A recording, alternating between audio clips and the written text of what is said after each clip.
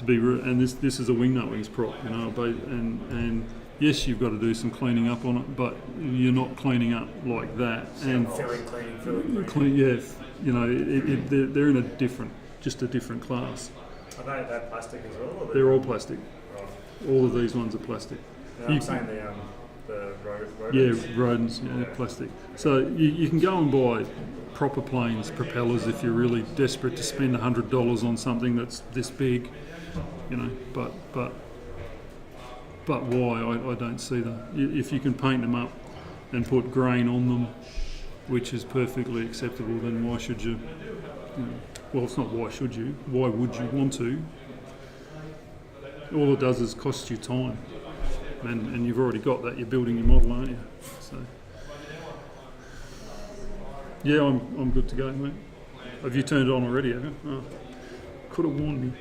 Right. So this afternoon, I'm just going to go into some basic techniques on how to create wood grain effect on any sort of timber that appears in a model. It doesn't have to just be on a World War I aircraft. It can be train carriages. It can be whatever. I bought some basic tools in that I use, including stencils, which I'll hand around. You can buy them. They're like $4 each or something, or maybe a little bit more. But hand them around and have a look. You basically start off with some preparation where you get your surface and you use Tamiya, or I use XF59, which is my base coat on the plastic. Once I've got to that stage and I've prepared the piece of what I'm going to be actually turning into wood grain, I then have to decide how I want to put grain into the timber to make it look like timber itself. In doing so, I usually use a pencil or a pen, depending on how I want it to look, or how thick I want it to look. Remember, you're working with a scale, so you know the smaller the scale, the finer your grain effect has to be. Plywood on World War I aircraft is really open grained, so the grain is spread because it's cut through at a shear angle. The grain spreads out wide. It's not cut on an end angle where you get a fine grain. So that allows the wood to warp and warp as they mould it. So you will get more of a 32nd scale grain around that size.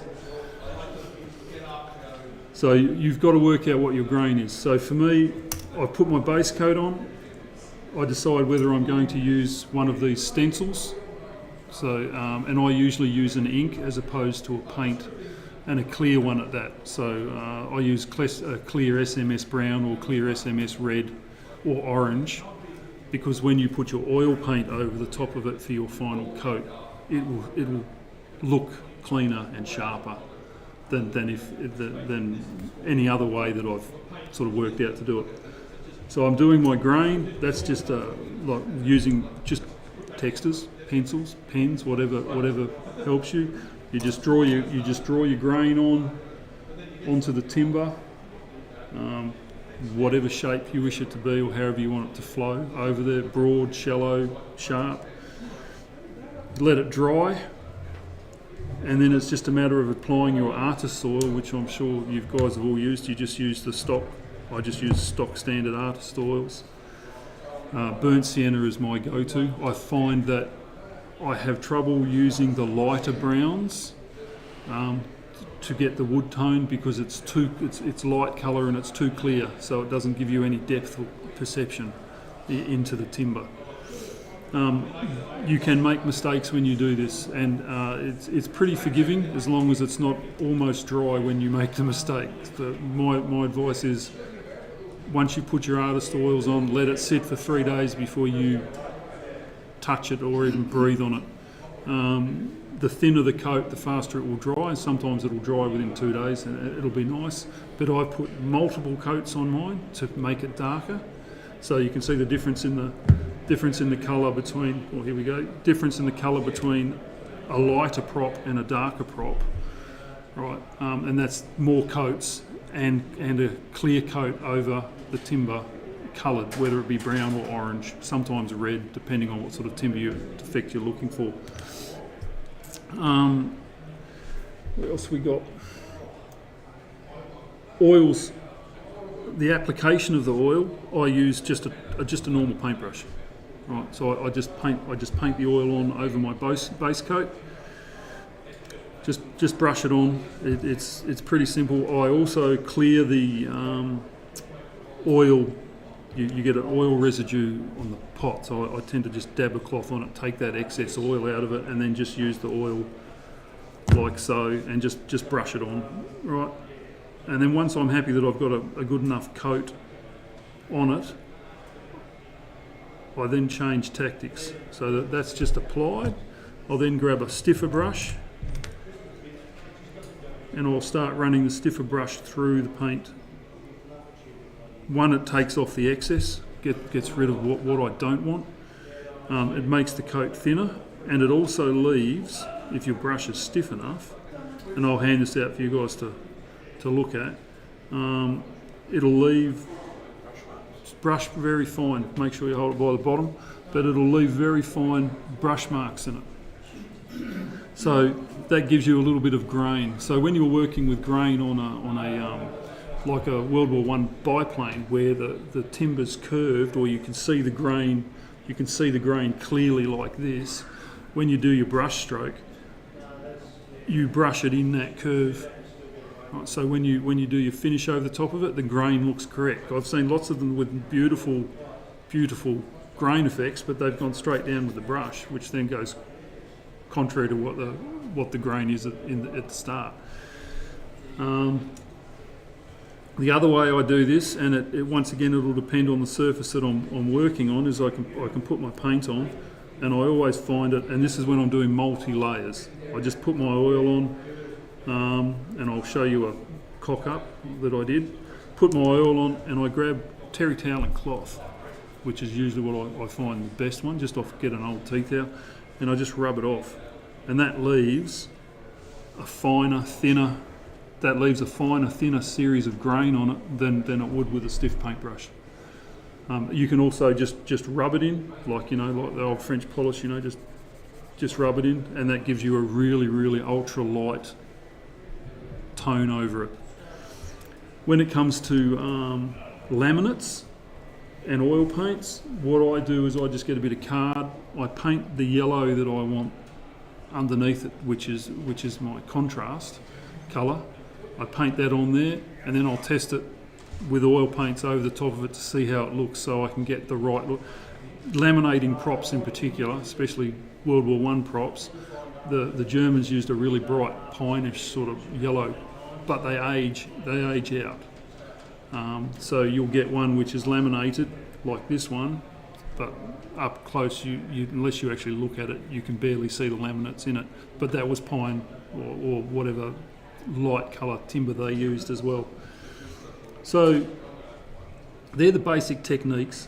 It can be applied to anything. Unfortunately, it's not massively forgiving when you've done something, and point in case is this prop, which I'll hand out, everyone can have a look at.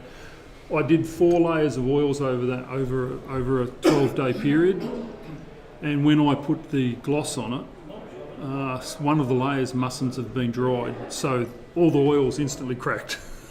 Look, it looks like a 100-year-old painting with all the little crack lines through it. So, like I said, just be aware that you can, that was my test case, and I always do a test case before I do my finish, the one I did, and I do all 4. In Wingnut Wings kits, you usually get 4 or 6 props, so I'll pick one I know I'm not going to use.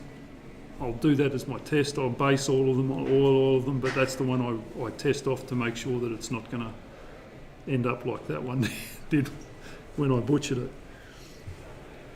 Any questions at this point? It's really straightforward. It's simple and easy to do.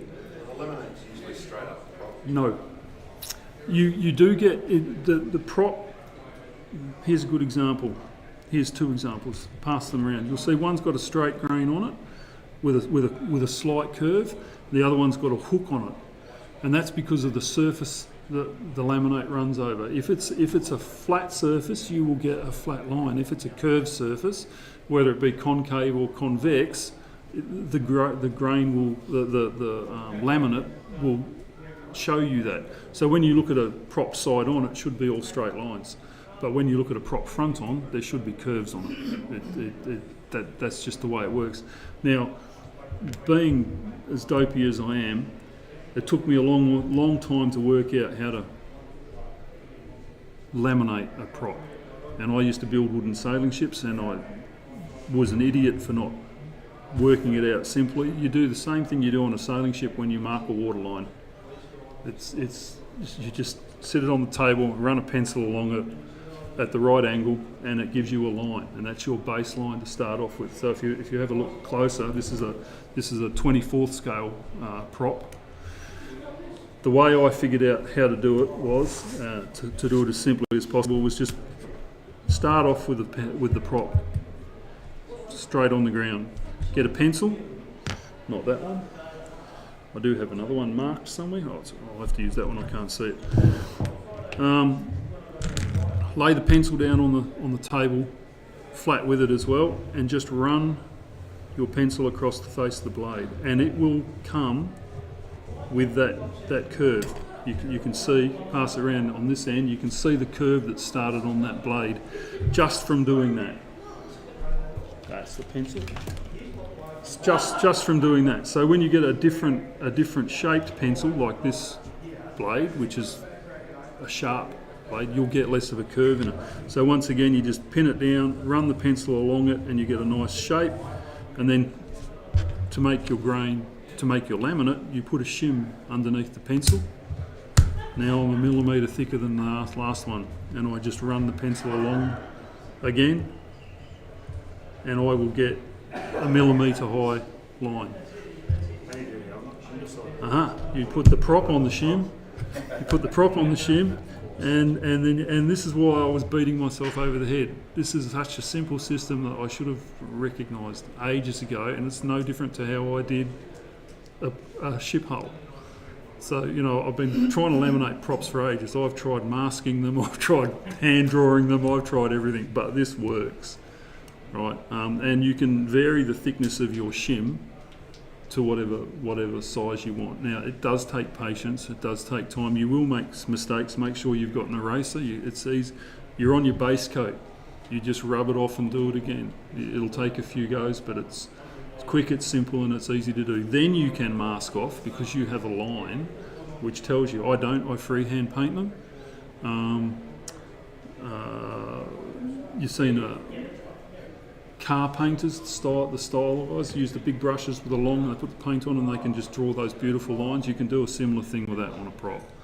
You just make sure you got the thickness of your brush right, and then just nice and easy, just flow through it. The biggest issue I have with it is the difference of the thickness of the coat of paint that I put on to do the laminate and how it sits proud to what's around it. So I tend to give it a light sand to sort of take that edge off it, and then when I oil it, the oil will naturally buttress up against that paint edge and give you a defined line on each side of it, and then you just let it dry, and you get a nice clean, simple prop, and you'll see from the angles on those ones. How would you judge which props, I know this is research, but sometimes it's, how would you judge which props should be laminated and which should just be wood grain? Most British props aren't laminated. Well, they're laminated, but they're laminated with the same colour of timber, so it's very difficult to see as they age. It's very difficult to see those laminates between them. German props tend to be dark brown, yellow, dark brown, yellow, dark brown, yellow. Right. But I can show you photographs of Eindeckers and later warp D7s where their prop are completely dark. And it's because it's been oiled and oiled and oiled and oiled to protect the timber, that like a cricket bat, when you put linseed oil on it, the face gets darker and darker. So you can go from a bright yellow laminate on one prop to completely dark on another. I believe, it's my belief that there is no wrong or right way to do that. Some people I know will go, that's the wrong colour of the prop. These props got snapped on a daily basis, and I literally mean they got written off daily. The props were literally only inches above the ground when the aircraft's landing flat. It just takes one bump and you snap a tip of a prop off and the prop goes straight in the bin and they whack a new prop on it. So one aircraft that might use a Garuda propeller when it's built might have a 9 Horf the next day because he's snapped his prop on the ground, and that's what they've got available to put on the plane. So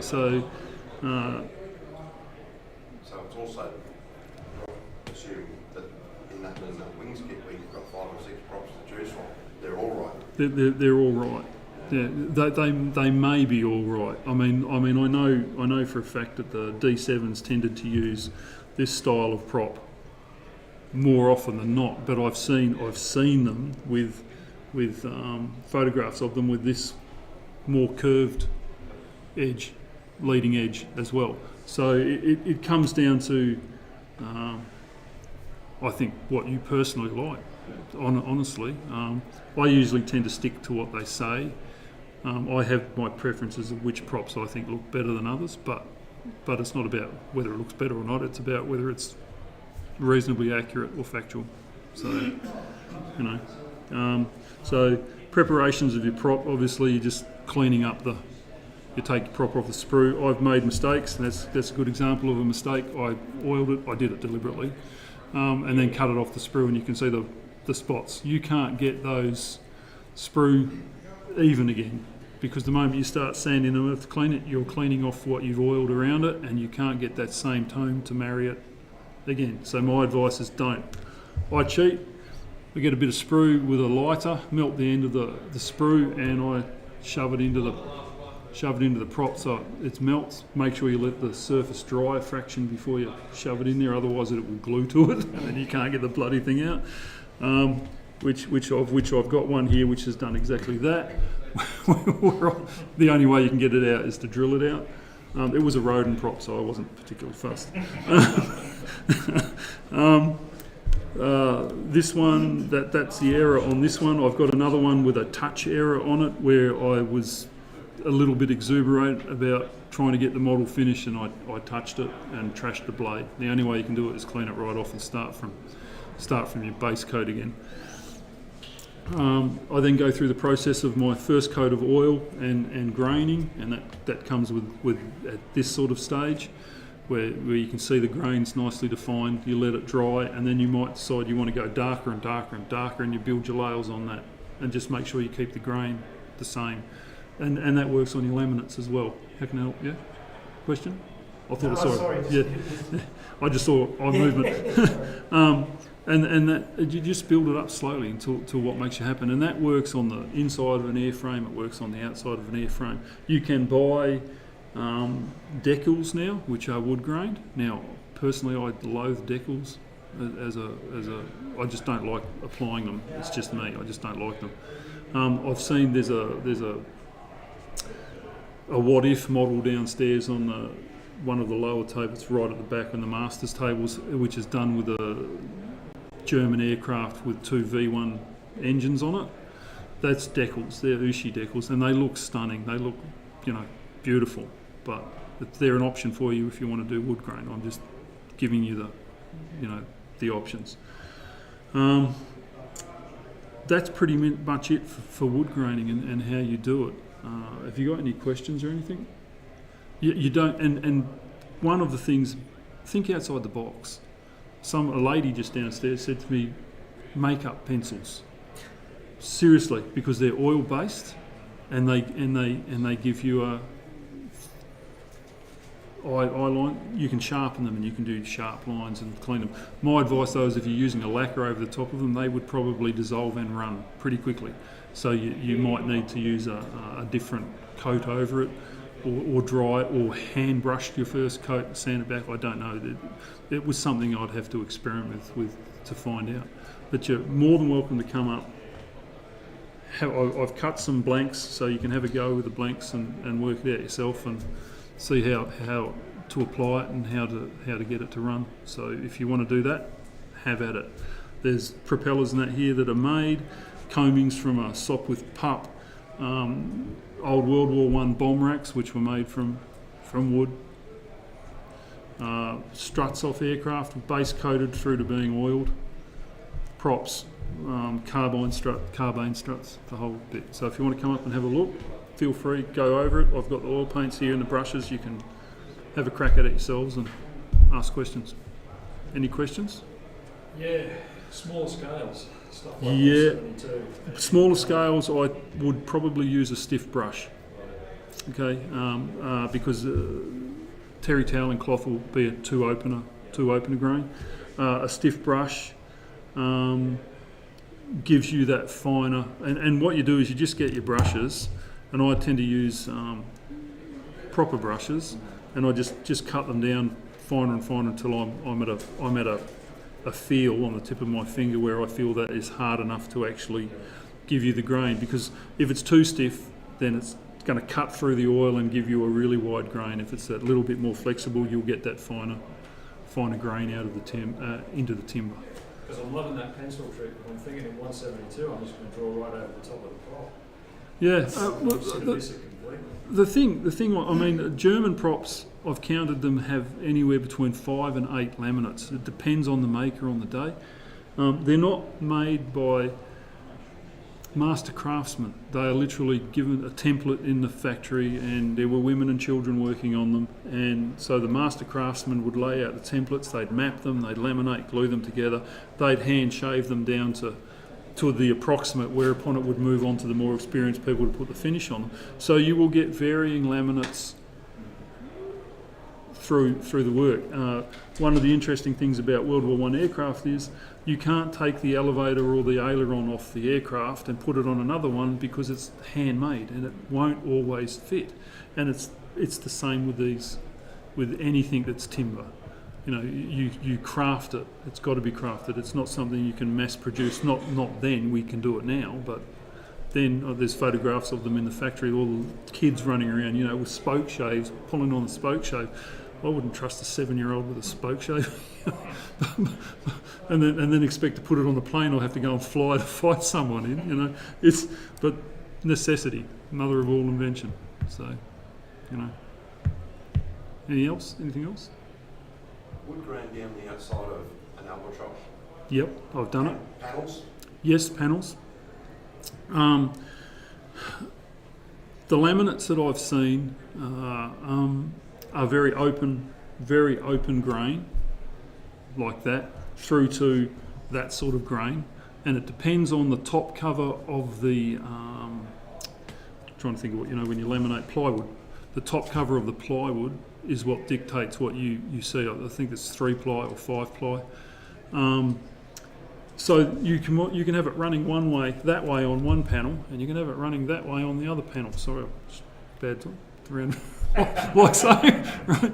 Looking at white's not going to do, but so the panels will be different. They're not applied the same way.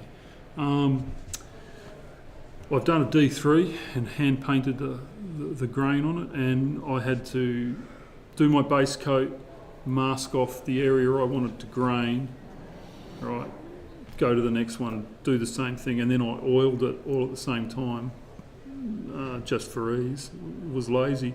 But then I spent time going to each panel and looking at the way the grain was, and then using my stiffer brush just to wipe through that, to give it that proper grain effect, the run on the grain. And it's important that you put it in there. It looks a bit silly when you've got a really curved grain piece, but you put straight lines through it. So you've got to, you know. And in that same train of thought, both props and those panels, would you find they'd have a lot of knots? Knots tend to be a weakness in the timber, so they don't. You certainly won't see a knot in a prop. I'd be surprised if you see a knot, because the knot itself is really compressed, weighted timber where the branch is growing through. It's compressed, and its density is different to the piece of wood at the other end. So you will get more weight on that out of that knot, and you'll get a vibration as your prop goes along. You do see eyes appear in a timber on a panel, but that's not because it's a knot. That's just because the grain of where they've cut through the timber has given them that, you know, and it gets wider and wider and wider as it goes out, because they cross cut, they side cut, you know. Basically, what you're ideally trying to do with your plywood is you've got one lot of grain going that way, one lot of grain going that way, one lot of grain going that way. So it gives you this a composite strength to the timber. A Hanover fuselage, the shell I believe, or a Roland just formed over a buck in strips, just in strips of wood, and you know, it's all laminate, gives it its strength, but it's extremely thin, paper thin, you know, but it's strong. Yeah. Any questions? No? Anyone want to have a crack? Seriously, it's here. I bought it to do so. If you want to have just a tinker, I'm just going to throw it all in the bin anyway. It's all good. All right. Well, thanks, gentlemen. I hope that helped. Sorry to wasted your time. No, it wasn't a waste at all. The answer to the one about the flies, the German stuff, I was not sure. Yeah, but just look at the photographs, mate. You can see that what comes in, what comes out, sort of thing. And I'm of the firm belief you really can't be wrong. I think, yeah, I think you'll have me racing home and have a look at my Wingnut Wings now to see, but I'm sure there'll be information on that. There are good photographs, but if you go to the Vintage Aviator Limited in their website in New Zealand, they've got photographs of aircraft they've just built. And they're built exactly the same way with exactly the same thing, and you can see the grains quite clearly in the photographs, and they're modern colour photographs, so you get good definition of. You can pick it up, mate. You don't have to. No. I'm just looking. Just before I came in, you were talking about rodent props versus Wingnut Wings props. Oh, okay. Yeah, rodent prop Yeah. versus. Ah, right. You got the I see what you're talking about. Yeah. And that's not. You know, it's just a lack of. That could be the best Pressure. part of the rodent kit. Well, to be fair, I've built a couple of rodents and they've been all right. But I've copped a couple of horrors. Yeah. So you know, but in saying that, apparently their new 1.5 strutters are top notch. They've gone back and looked at their processes. They've got proper anchoring points for their carbine struts rather than just a little dimple that on that spad where you've got to try and line up eight carbines, you know, and they've got to be 90 degrees to the wing because the wing's not staggered in any way, you know. So yeah, I mean, I think the worst thing about Wingnut Wings is that no longer make them. they're not making them anymore. Yeah. They'll crop up somewhere. They'll be ripped off. I hope so, but Peter Jackson seems to be a bit selfish about that. Well, the company's still listed and trading. Okay, the only reason he'd list it and keep it trading as a trading group, even though he's not producing, is to stop it being ripped off. Being ripped off. Yeah. So at some point it gets to the point where it's no longer worth trade. We're finished, mate. Pete. Okay, So I haven't turned it off though, so you'll have to edit it. So at some point, someone will pirate them. Pay enough to get them, or he'll stop trading and they'll wait a few years and they'll just say it's free market and stuff you. I mean, the court case over the Lancaster at the moment's going through, but it's happening in China, so he's not going to win, you know. Yeah, but they'll reappear. Then you've got Copper State models. They're coming out with some reasonably good kits. I saw some Gota Force ones, Luke Graf, and Cat models. They're all out of Europe, but they're all